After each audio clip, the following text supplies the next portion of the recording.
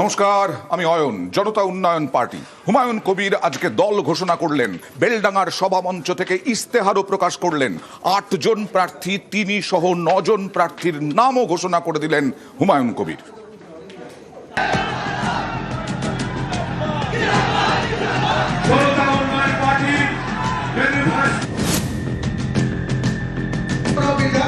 হুমায়ুন কবির মুর্শিদাবাদের ভরতপুরের বিধায়ক। সোমবার বেলডাঙ্গার সভা থেকে নতুন দল ঘোষণা করলেন, নাম জনতা উন্নয়ন পার্টি। চেয়ারম্যান হুমায়ুন নিজে।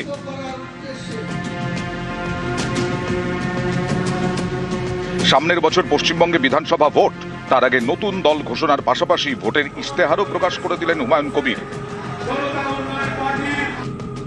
দল ঘোষণা, ইশতেহার প্রকাশ, 9 আসনে প্রার্থী ঘোষণা, কিছুই বাদ গেল না। হুমায়ুনের দলের প্রার্থী তালিকায় একাধিক হুমায়ুন। রেজিনগর এবং বেলডাঙ্গা এই দুটি আসনে জনতা উন্নয়ন পার্টির প্রার্থী হুমায়ুন কবির নিজে। ভগবানগোলা থেকে প্রার্থী আরেক হুমায়ুন কবির, যিনি ব্যবসায়ী। রানীনগর আসনে প্রার্থী এক চিকিৎসক, তাঁর নামও হুমায়ুন কবির। আমি নিজে আমার পার্টির চেয়ারম্যান হিসাবে 70 রেজিনগর এবং 71 বেলডাঙ্গা দুটো থেকে আমি লড়াই করব এবং জিতব। বিশিষ্ট ব্যবসায়ী, ভগবানগোলা বিধানসভা 62 নম্বর বিধানসভা, ওনারও নাম হুমায়ুন কবির। উনি কন্টেস্ট করবে ভগবানগোলা বিধানসভা থেকে। আরেকজন ডাক্তার হুমায়ুন কবির, সেই ডাক্তার হুমায়ুন কবিরও রানীনগর বিধানসভা থেকে কন্টেস্ট করবে আগামী নির্বাচন। কলকাতা বালিগঞ্জ কেন্দ্রে যেখানে বামন সুপ্রিয় প্রার্থী আছে, নিশা চ্যাটার্জি গ্রামীণ খড়গপুরের প্রার্থী, আমাদের পশ্চিম মেদিনীপুরের আমাদের পার্টির জেলা সভাপতি, উনি কন্টেস্ট করবেন। ইব্রাহিম হাজি 54 মালদা বৈষ্ণবনগর মুস্তেরা বিবি মনীষা পান্ডে 64 মুর্শিদাবাদ থেকে কন্টেস্ট করবে। মুর্শিদাবাদের ভরতপুরের বিধায়ক হুমায়ুন কবির এ মাসের শুরুতেই তাকে দল থেকে সাসপেন্ড করে তৃণমূল। সেই হুমায়ুনের এবার নতুন দল ঘোষণা। 2021 থেকে রাজ্যের শাসক দল উন্নয়ন নামক শব্দের প্রতি জোর দিয়ে যে কোনো নির্বাচনে লড়াই করতে চায়। হুমায়ুন কবিরের দল তার নিজের নামের ক্ষেত্রে উন্নয়ন শব্দকে জুড়ে দিয়ে কার্যত রাজ্যের শাসক দলকেই 2026 বিধানসভা নির্বাচনের আগে চ্যালেঞ্জ ছুড়ে দিল। অন্যদিকে রাজনৈতিক মহলের মতে তিনি যে প্রার্থী তালিকা ঘোষণা করেছেন বা দলের যে কমিটি ঘোষণা করলেন, সেখানেও সংখ্যালঘু মুখের বাইরে দাঁড়িয়ে যেভাবে হিন্দু মুখেদেরকে নিয়ে আসা হয়েছে, তাতে ধর্মনিরপেক্ষভাবে কিভাবে এই দল কাজ করবে সেই বার্তাও পরিষ্কার করে দেওয়া হয়েছে। ক্যামেরা অসিত দাসের সাথে আবির ঘোষাল ও প্রণব বন্দ্যোপাধ্যায়, নিউজ 18 বাংলা, মুর্শিদাবাদ।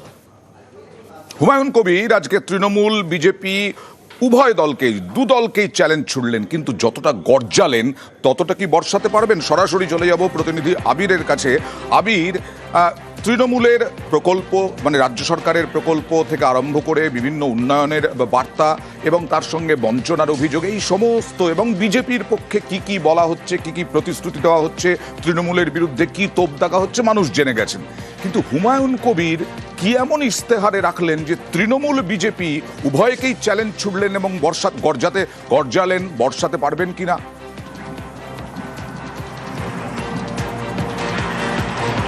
দেখো, প্রথমত হচ্ছে যে গত কয়েক বছর ধরে যারা সরকার চালাচ্ছে তাদের সঙ্গে এই উন্নয়নের প্রকল্পগুলোকে নিয়ে তারা মানুষের বাড়ি বাড়ি পৌঁছে দেওয়ার যে চেষ্টা করেছে, তার মধ্যে দিয়ে একটা প্রশাসনিক স্তরে জনসংযোগ বজায় থাকে। আবার রাজনৈতিকভাবেও তারা দেখতে গেলে গ্রামাঞ্চলগুলিতে যে বঞ্চনার যে ইস্যু, সেই বঞ্চনা ইস্যুগুলোর ক্ষেত্রেও তারা সরব হয়েছে।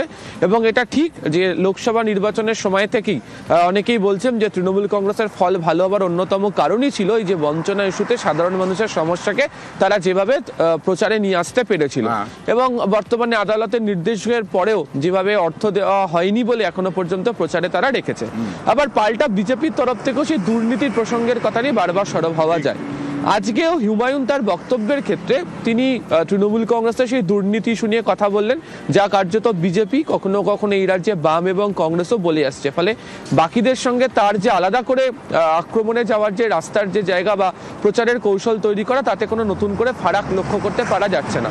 তবে তিনি যেটা করার চেষ্টা করেছেন বা যেটার ক্ষেত্রে তারা দেখার চেষ্টা করেছেন, আজকেও তুমি যদি দেখো তার বক্তব্যের ক্ষেত্রে বারবার ধরে তিনি বঞ্চনা শব্দটাকে এনেছেন এবং সেখানে তিনি উল্লেখ করেছেন যে মাইনরিটি যারা রয়েছেন তাদেরকে বঞ্চনা করা হয়েছে, শিক্ষা, স্বাস্থ্য, বিভিন্ন ক্ষেত্রে তাদের কি পাওয়ার কথা তারা সেটা পাননি, সেই বিষয় নিয়ে বারবার ধরে হুমায়ুন সরব হয়েছেন। পাল্টা পরিসংখ্যান দিয়ে তৃণমূল কংগ্রেসও ইতিমধ্যে সরব হতে শুরু করেছে। আসলে এই মুর্শিদাবাদ, মালদা, উত্তর দিনাজপুরের মতো যে জায়গা যেখানে সংখ্যালঘু মানুষের ভোট অনেকটা বেশি বলা হয় বা সেখানকার ভোটারদের ভোটদানের বিষয় একটা ফ্যাক্টর হিসাবে কাজ করে, সেখানকার মানুষজনকে তিনি আসলে এইভাবে কানেক্ট করার চেষ্টা করছেন এবং নির্বাচনের ক্ষেত্রে দাঁড়িয়ে যদি এই সমস্ত জেলাগুলো থেকে তিনি আসন জয়লাভ করে আনতে পারেন, তাহলে তার তিনি যে নতুন দল আজকে তৈরি করলেন, রাজনৈতিকভাবে তারা কিছুটা সুবিধা পাবে, সেই অংশকে মাথায় রেখে হুমায়ুন কার্যত আজকে প্রচারের ক্ষেত্রে ইস্যুগুলোকে সামনে রেখেছেন। ওকে। আর হুমায়ুন কবির যতটা গর্জালেন ততটা বর্ষাতে পারবেন কিনা সেটা তো 26-এর বিধানসভা নির্বাচনের ফল ঘোষণার দিনই বোঝা যাবে। নতুন দল গঠনের দিন চ্যাংদোলা চ্যালেঞ্জ, শুভেন্দু অধিকারীকে চ্যালেঞ্জ হুমায়ুন কবিরের। আর তার আগে তিনি কি পারবেন বাংলার ভোটে প্রভাব ফেলতে, এই নিয়েই গরম বাংলার রাজনীতি। ও তৃণমূলের বি টিম, প্ল্যান বি। পশ্চিমবঙ্গে মমতা বন্দ্যোপাধ্যায়ের রাজত্বে বিধ্বংসী আধিপত্যবাদের মধ্যে কেউ একটা দল তৈরি করে ফেলছে, তাও আবার তার দলের বিধায়ক। এটা তৃণমূল না থাকলে হয় নাকি? এটা তৃণমূলের প্ল্যান বি। হুমায়ুনই তৃণমূল, তৃণমূলই হুমায়ুন। যে ব্যক্তি 2019-এ বাবরি মসজিদ ধ্বংসকারী বিজেপির প্রার্থী হয়েছিল, তার মুখে আর অন্য কোনো কথা সাজে? মানুষ তো ধরেই নিচ্ছেন বিজেপি বিরোধী ভোট কেটে বিজেপিকে যদি সুবিধা পাইয়ে দেওয়া যায়, যদিও বাংলা এসব হবে না, সেই কারণে তাকে সামনে রেখে বিজেপি এই ভোট ভাগের খেলা খেলছে। দম দেয়া পুতুল। জিতনি চাবি ভরি রাম নে उतना चले खिलौना, राम ने भरा है चाबी। এই পার্টি করার আগে পর্যন্ত যে ভাবাবেগটা যে বাবরি মসজিদ হবে, তাতে আমি মানুষের ভাবাবেগ দেখেছি, মাথা ইট করে মানুষকে আসতে দেখেছি। দেখা যাচ্ছে যে মসজিদ তৈরির যে এজেন্ডা সেটা কি পিছনে চলে যাচ্ছে, সামনে পার্টি চলে আসছে। এটা কিন্তু আগামী দিনে প্রশ্নের মুখে দাঁড়াবে। তাহলে কি পার্টি আগে মসজিদ পরে? এটা কিন্তু কোনো সদুত্তর নেই মানুষের কাছে। নতুন দল গঠনের দিন চ্যাংদোলা চ্যালেঞ্জ, যেটা বলছিলাম, শুভেন্দু অধিকারীকে চ্যালেঞ্জ হুমায়ুন কবিরের। সংখ্যালঘু এমএলএদের চ্যাংদোলা করে ফেলার নিদান, শুভেন্দুর নিদানের পাল্টা চ্যালেঞ্জ হুমায়ুনের। আপনি যখন বলছেন যে কটা মুসলিম এমএলএ জিতে আসবে 26-এ, তাদের চ্যাংদোলা করে আপনি নাকি রাস্তায় ফেলবেন। আমিও লিডার অফ দ্য অপোজিশনকে চ্যালেঞ্জ করছি, আমরা জিতে যাব এবং অধিকাংশই আমার দলে 100টা সিটে লড়ি, 100টা সিট গ্যারেন্টি জিতে যাব। সেখানে হয়তো 70 মুসলিম থাকবে, 30টাও হিন্দু থাকবে। আপনার বাবা শিশির বাবু ক্ষমতা থাকলে আমার গায়ে হাত দিন, দেখবো আপনি কত বড় পালোয়ান বাংলার, মেদিনীপুরের ছেলে। আমিও মুর্শিদাবাদের ছেলে। উনি জিতে আসুন, দেখা হবে। ওনার মনে হয় বুঝতে ভুল হচ্ছে। আমি এখানে যে বক্তব্যটা রেখেছি তৃণমূলের মুসলিম নেতাদের উদ্দেশ্যে রেখেছি, অ্যাজ এ হোল মুসলিম কমিউনিটির নামেও বলিনি। আর হুমায়ুন কবির যদি তৃণমূল না করেন, উনার গায়ে লাগারও কোনো কথা নয়। সমগ্র মুসলিম কমিউনিটি বা নৌসাদ হুমায়ুন কবিরদেরকে আমি বলিনি। ওয়াকফ আইনের প্রতিবাদে উত্তাল হয়ে ওঠে মুর্শিদাবাদ। অশান্তিতে হরগোবিন্দ দাস আর চন্দন দাস বাবা ছেলেকে কুপিয়ে খুন করা হয়, আর তাতেই 13 জন দোষী সাব্যস্ত।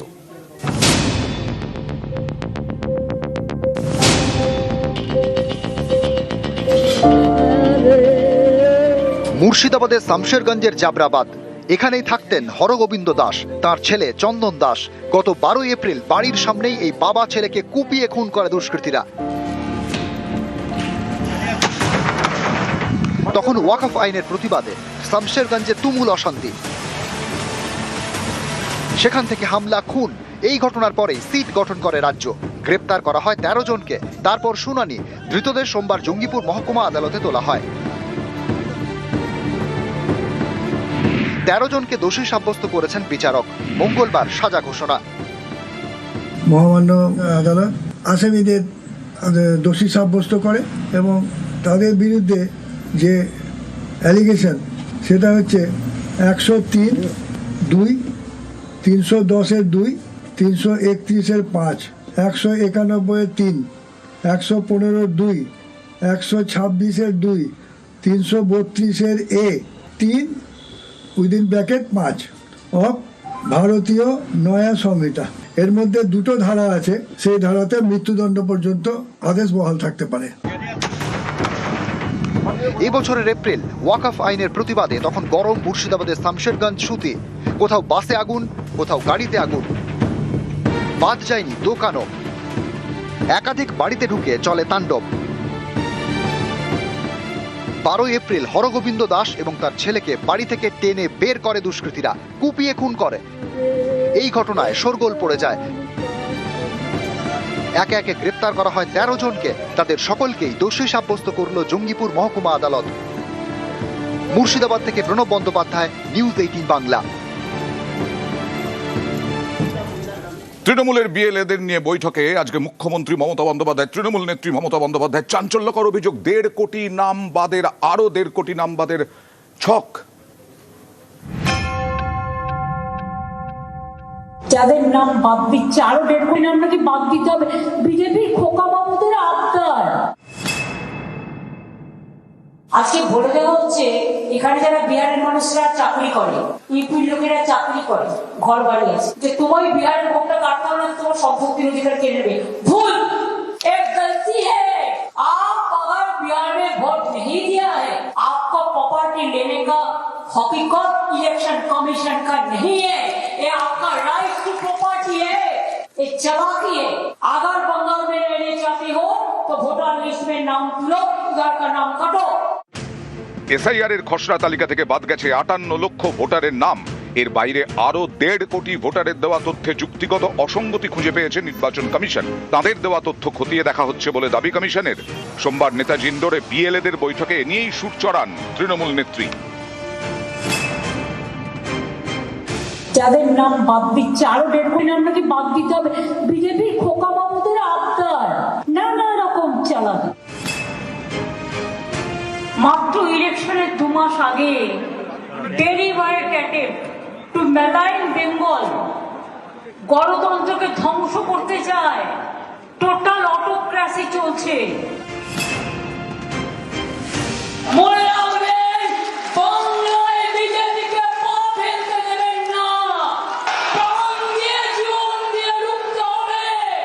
আমি বিশ্বাস করি নেতারা পারবে না, কর্মীরা পারবে। 26 নির্বাচন বিজেপির বিসর্জন। বাংলা জিতলে দিল্লি কাড়বো, এবং বাংলায় আমরা বেঁচে থাকলে ও দিল্লি কাড়বো, ও সরকার পড়ে যাবে, নিজেরা পেছু উঠবে, করতে বাধ্য বাধ্য বাধ্য। শহুরে এলাকায় ভিন রাজ্যের ভোটারদের বাদ যাওয়ার যে অঙ্ক, তা নিয়ে এদিন কড়া বার্তা দেন মমতা বন্দ্যোপাধ্যায়।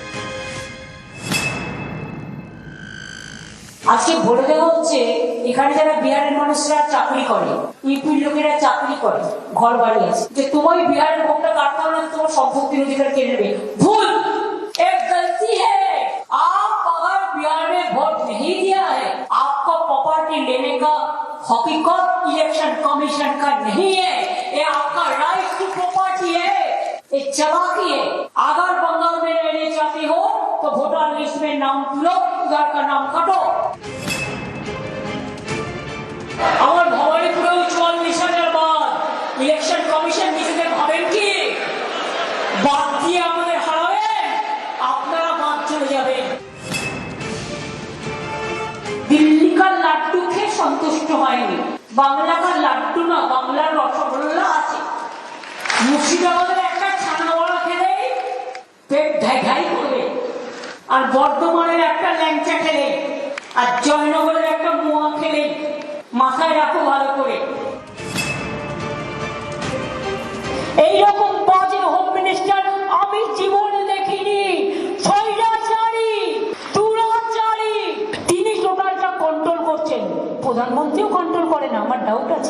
দাঙ্গাকারীরা যদি দেশ চালায় সে দেশের কি হতে পারে? যা হচ্ছে দেখতেই পাচ্ছেন। এসআইআর এ নাম বাদ যাওয়ার আশঙ্কায় রয়েছেন মতুয়ারা। তাদের অনেকে সিএএ এর মাধ্যমে নাগরিকত্বের আবেদন জানালেও এখনো নাগরিকত্বের সার্টিফিকেট হাতে পাননি। এই পরিস্থিতিতে ভোটার তালিকায় তাদের নাম থাকবে কিনা তা নিয়ে সংশয় তৈরি হয়েছে অনেকের মধ্যে। এদিন নেতাজি ইন্ডোর থেকে সেই মতুয়াদের বার্তা দেন তৃণমূল নেত্রী, বার্তা দেন সংখ্যালঘুদেরও। আমি এখনো বলছি, বাংলায় মতুয়া থেকে শুরু করে যারা আছেন কোনো ভয় পাবেন না। বিজেপি আপনাদের মধ্যে বিভাজন করার চেষ্টা করছে টাকা দিয়ে। আমি পরিষ্কার বলছি, আপনারা নিজেরাও সংঘবদ্ধ হন। নিউজ 18 বাংলা। এসআইআর এর খসড়া তালিকা প্রকাশের পর প্রথম বিএলএদের নিয়ে বৈঠকে তৃণমূল নেত্রী মমতা বন্দ্যোপাধ্যায় ভোটারদের বাড়ি বাড়ি বুথ স্তরের এজেন্টদের যাওয়া সহ একগুচ্ছ নির্দেশ। ম্যাপিংটাই তো ভুল, and it's a great blunder। আপনি 2002 এর পর যে ডিলিমিটেশন হয়েছিল সেটা আপনি কনসিডার করেছিলেন। আমি শুনেছি সেন্ট্রাল গভর্নমেন্টের অনেককে অ্যাপয়েন্টমেন্ট করা হয়েছে। প্রত্যেকের আগে খবর রাখি তো সেন্ট্রাল গভর্নমেন্টের কাকে কাকে অ্যাপয়েন্টমেন্ট করা হয়েছে, তারা কোন ডিপার্টমেন্টে কাজ করে, কোথায় থাকে, আমার ডিটেলস চাই। এটা স্টেপতে জিজ্ঞেস করে করেনি, ইলেকশন কমিশন ইচ্ছে মতো করছে। ভোটের বাংলায় চলছে এসআইআর। ইতিমধ্যেই প্রকাশ হয়ে গেছে খসড়া ভোটার তালিকা, বাদ গেছে 58 লক্ষ নাম। এবার চলছে বাকি ভোটারদের দেওয়া তথ্য যাচাইয়ের প্রক্রিয়া। এই পরিস্থিতিতেই সোমবার নেতাজি ইন্ডোরে তৃণমূলের বুথ স্তরের এজেন্টদের সঙ্গে বৈঠক করলেন মমতা বন্দ্যোপাধ্যায়। বৈঠকে ছিলেন হাওড়া, হুগলি, উত্তর এবং দক্ষিণ 24 পরগনার এজেন্টরা। এসআইআর এর দ্বিতীয় পর্বে কি ভূমিকা পালন করতে হবে তা নিয়ে দলের বিএলএদের বার্তা দিলেন তৃণমূল নেত্রী। বাড়ি বাড়ি ঘুরে জানতে হবে তালিকাতে বাদ গেছেন এমন ভোটার আছেন কিনা। যদি এইরকম ভোটার খুঁজে পাওয়া যায় তবে এই ভোটারদের ফর্ম 6 ইআরওর কাছে জমা দিতে হবে। বিএলও আনম্যাপ বলে চিহ্নিত করেছে, তাদের সবার শুনানির নোটিশ পেয়েছে কিনা দেখতে হবে। কমিশনে নির্ধারিত 11টি প্রমাণপত্রে যে কোনো একটি সংগ্রহ করে রাখতে বলতে হবে। শুনানির সময় যাতে এই সকল ভোটার উপস্থিত থাকে সেটা সুনিশ্চিত করতে হবে। শুনানির সময় ভোটাররা যাতে অহেতুক হয়রানির শিকার না হয় সেটা দেখতে হবে। বাইরের অনেক ভোটারের নাম কিন্তু ঢুকিয়েছে, আগেরবারের লিস্টে দেখেছিলেন তো, যে সকল ভোটার ফর্ম 8 এর মাধ্যমে নাম তুলতে চাইছেন। নিশ্চিন্ত হতে হবে যদি তিনি কোথাও থেকে আসছেন বা কোথায় থাকেন। পাড়ার লোক আপনারা বুঝতেই পারবেন। ভোটের জন্য অন্য রাজ্য থেকে যারা আসছেন এসে নাম তুলতে চাইছেন, নজর রাখবেন এবং অবজেকশন দিতে হবে। ম্যাপিংটাই তো ভুল, and it's a great blunder। আপনি 2002 এর পর যে ডিলিমিটেশন হয়েছিল সেটা আপনি কনসিডার করেছিলেন। বিয়ে হয়ে অন্য বাড়িতে গেছে, বাতিল। বাংলা ইংরেজিতে নামের স্পেলিং এ ডিফারেন্স আছে, বাতিল। এই অধিকারটা কে দিল? বাংলা ইংরেজিতে নামের স্পেলিং এ ডিফারেন্স আছে, বাতিল। Who is responsible for this? Election commission. 46টা লোকের প্রাণ নিয়েছো। বিএলওদের দোষ নয়, দোষ তোমাদের। দায়িত্ব নিতে হবে। 22 থেকে 24 বার ইলেকশন কমিশন নির্দেশ চেঞ্জ করেছে, প্রতিদিন একবার করে নির্দেশ চেঞ্জ করছে। Everyday, each and everyday you are the culprits. BJP are the culprits. আমি শুনেছি সেন্ট্রাল গভর্নমেন্টের অনেককে অ্যাপয়েন্টমেন্ট করা হয়েছে। প্রত্যেকের আগে খবর রাখি তো সেন্ট্রাল গভর্নমেন্টের কাকে কাকে অ্যাপয়েন্টমেন্ট করা হয়েছে, তারা কোন ডিপার্টমেন্টে কাজ করে, কোথায় থাকে, আমার ডিটেলস চাই। এটা স্টেপতে জিজ্ঞেস করে করেনি, ইলেকশন কমিশন ইচ্ছে মতো করছে। 15 জন করে ইন্ডিপেন্ডেন্ট অবজারভার হবে কেন্দ্রীয় সরকারি কর্মচারী, মানে বিজেপি দলের লোকেরা। এটা কখনো হয়েছে? আমার রাজ্যে ভোট করবে রাজ্যের লোকেরা না বেরাজ্যের লোকেরা? গুজরাটের লোকেরা এসে ভোট করবে বাংলায়, রাজস্থানের লোকেরা এসে ভোট করবে বাংলায়? ভাষা বুঝে সবকিছুর একটা লিমিট থাকা দরকার। আবার মাইক্রো অবজারভার কারা, না তো বিজেপির চলার দিল্লির লোকেরা, সেগুলো না বোঝে বাংলা, না বোঝে মধুয়া, তারা নাকি হিয়ারিং করবে। হিয়ারিং না ওদের হিয়ারিং দিয়ে দিন একেবারে। নিউজ 18 বাংলা। এসআইআর এর খসড়া তালিকা প্রকাশের পরেও নানা বিভ্রাট। এক গ্রামকে রিভেরিফিকেশনের জন্য গোটা গ্রামকে ডেকে পাঠানো হলো। এছাড়াও জীবিত মৃত এই সমস্যাও থাকছে।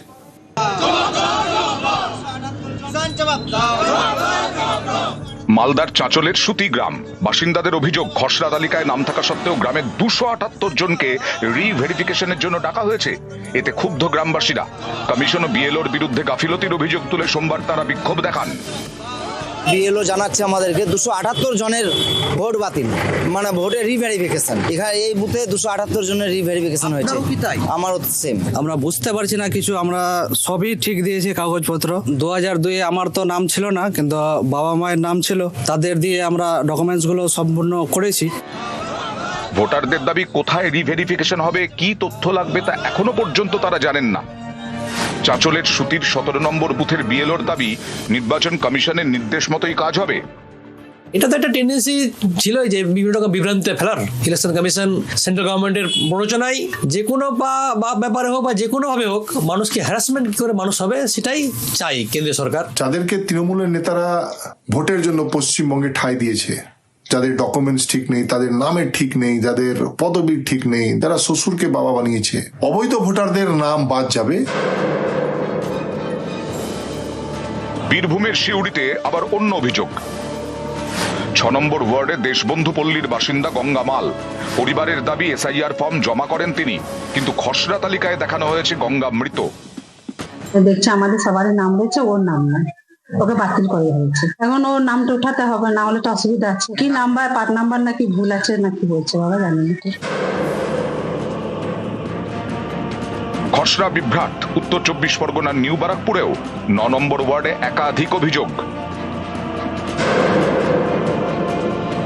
2002 সালে তো আমার নাম ছিল, এখন ভোটার তালিকা দেখতে ভাই দেখতে গেছিল, ভোটের নাম নেই, মানে আমি মৃত বলে ওখানে জানা গেছে। বিএলও বলছে যে আমরা সবকিছু আমাদেরই ভুল, আমরা সবকিছু ঠিক করে দেব।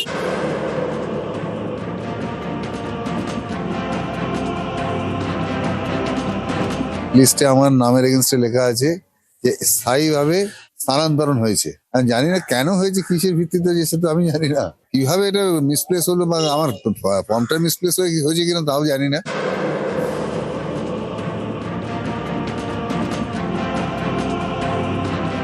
আর নতুন লিস্টে নেই, উঠেনি, নাম উঠেনি। কেন ওঠেনি? উঠেনি, ওর ফর্ম ফিল আপটা করা নাকি ভুল হয়েছে। তারপর ওরা দেখাইছি, ও বলছে কে করেছে, আমি বলছি ওদের বলছে যে ওরা করেছে। তা বলছে ঠিক আছে, আপনি আবার ডকুমেন্ট যা আছে দিয়ে যান।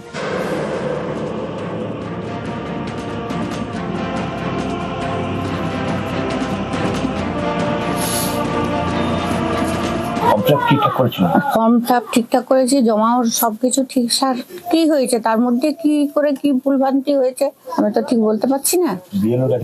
হ্যাঁ, বিএলওর কাছে গেছিলাম, বিএলওর বলছে আমার বিষয়টা দেখছি যেন ঠিক হয়ে যায়। একটা জীবিত ব্যক্তিকে মৃত করা হয়েছে, তার মানে 26-এর ভোট আসছে, যাতে জীবিত ব্যক্তিকে মৃত করে ভোটার সংখ্যা কমানো হয়। এই তৃণমূলকে আমি জিজ্ঞাসা করতে চাই, বিএলও বুথ লেভেল অফিসার কারা হয়েছে? নরেন্দ্র মোদীর লোক? যদি এই বিএলও রোজ কোন জীবিত মানুষকে মৃত করে দেয়, একদম জেলের গোড়াদের ভিতরে থাকবে। নিউজ 18 বাংলা। বাংলাদেশের জাতীয় কবি কাজী নজরুল ইসলাম আর তাঁর সমাধির পাশেই ওসমান হাদিকে ঢাকা বিশ্ববিদ্যালয় চত্বরে সমাধিস্থ করা হলো। উঠছে প্রশ্ন, সাম্যবাদী কবি, সাম্প্রদায়িকতাকে ছুঁড়ে ফেলে দিয়ে তার কবিতা গানে বারবার শোনা গিয়েছে মানবতার কথা, বিদ্বেষ নয় ভালোবাসার কথা। কাজী নজরুল ইসলাম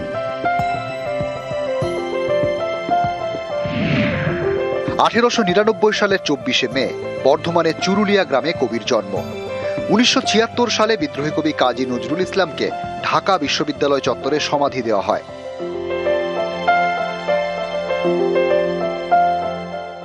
বাংলাদেশের জাতীয় কবি নজরুল, তার সমাধির পাশেই শনিবার সমাধিস্থ করা হয় ছাত্রনেতা ওসমান হাদিকে।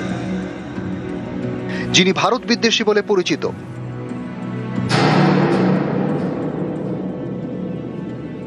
কয়েকজন বিশিষ্ট কবি এবং কাজী নজরুল ইসলাম ওখানে ছিলেন, তারপরে আর কারো কবর ওখানে হবে না এটাই আমরা জানতাম। কিন্তু এই পরিস্থিতিতে আমরা সেটা দেখে খুব মর্মাহত, এবং মানে সে কাজী নজরুল ইসলামের যে গুরুত্ব, হ্যাঁ, সেই গুরুত্বহীন হয়ে পড়ছে আমার মনে হচ্ছে। খুব ভাবার সময় চলে এসছে যে আদৌ কি সেই কবরটাও কি নিরাপদে থাকবে। ভারত বিদ্বেষী বলে পরিচিত ওসমান হাদি, হাসিনা বিরোধী ওই নেতা 12ই ডিসেম্বর ঢাকায় গুলিবিদ্ধ হয়। ইউনুস সরকারের উদ্যোগে সিঙ্গাপুরে হাসপাতালে নিয়ে যাওয়া হয়। 18ই ডিসেম্বর রাতে হাদির মৃত্যু হয়। এরপরেই বাংলাদেশ উত্তাল। একাধিক সরকারি অফিস, বঙ্গবন্ধু ভবনে তাণ্ডব চালায় কট্টরপন্থীরা। ভারতীয় দূতাবাস ও অ্যাসিস্ট্যান্ট হাই কমিশনের অফিসেও হামলা চালানো হয়। সেদেশের প্রথম সারির সংবাদ মাধ্যম প্রথম আলো এবং ডেইলি স্টারের অফিসেও ভাঙচুর চালানো হয়। দেওয়া হয় আগুন, পিটিয়ে পুড়িয়ে খুন করা হয় হিন্দু যুবক দীপু দাসকে।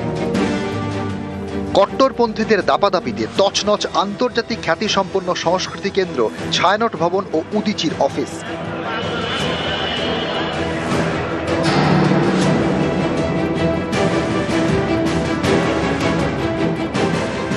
এই সরকার আসার পর আমার মনে হয় কোথাও একটা জায়গায় ঠিক মর্যাদা দেওয়া হচ্ছে না, একটা অপমান করার চেষ্টা চলছে আর কি। হাদিকে যে দেওয়া হয়েছে কবর, এটা আমরা চুরুলিয়া গ্রামবাসীর পক্ষে প্রচণ্ড ধিক্কার জানাচ্ছি। তিনি সাম্যবাদের কবি, তিনি সাম্প্রদায়িক সম্প্রীতির কবি, এবং ইনা যে হাদিকে যে কবর দেওয়া হয়েছে এটা আমরা চুরুলিয়াবাসীর পক্ষে আমরা খুব মর্মাহত এবং আমরা খুব দুঃখ প্রকাশ করছি। এটা উচিত নয়।